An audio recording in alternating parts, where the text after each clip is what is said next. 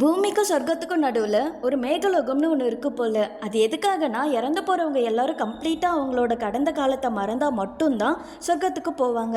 இல்லாட்டி இந்த மேகலோகத்திலேயே இருந்து பூமியில் இருக்க அவங்களோட உறவுகளை பார்த்துட்டு இருப்பாங்களாம்.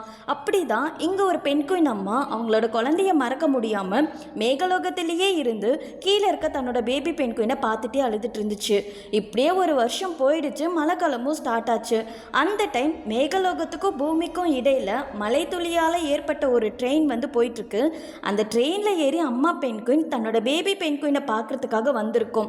அம்மாவை பார்த்ததும் அழுதுட்டு இருந்த பேபி பென்குயின் ரொம்ப ஹாப்பியாக ஹக் பண்ணி சந்தோஷமாக டைம் ஸ்பெண்ட் பண்ணிட்டு இருந்தாங்க. அப்படி இருக்கும்போது மலை துளிகளோட தேவதை அவங்க அம்மா பென்குயின் கிட்ட வந்து, இங்கே பாரு, நீ யாருக்கும் தெரியாமல் இந்த பூலோகத்துக்கு வந்திருக்க. இது மேலோகத்தில் இருக்கிறவங்களுக்கு தெரிஞ்சதுன்னா அவ்வளோதான், பெரிய ப்ராப்ளம் ஆகிடும். அதுவும் இல்லாமல் ரெய்னி சீசன் வேறு முடிய போகுது. இந்த லாஸ்ட்டு ட்ரெயினை விட்டுட்டேன்னா மேலேயும் உன்னால் போக முடியாது, பூமியிலே இருக்க முடியாது. அப்புறம் உன்னோட பேபியை என்றைக்குமே பார்க்க முடியாமல் போயிடும் அப்படின்னு சொன்னதுனால வேறு வழி இல்லாமல் திரும்பவும் மேகலோகத்துக்கே போக ட்ரெயின் முன்னாடி நின்றுட்டுருக்கு. அதே சமயம் இந்த டைம் அம்மா பென்குயின்க்கும் சரி பேபி பென்குயின்க்கும் சரி கஷ்டமும் தெரியல, அழுகையும் வரல.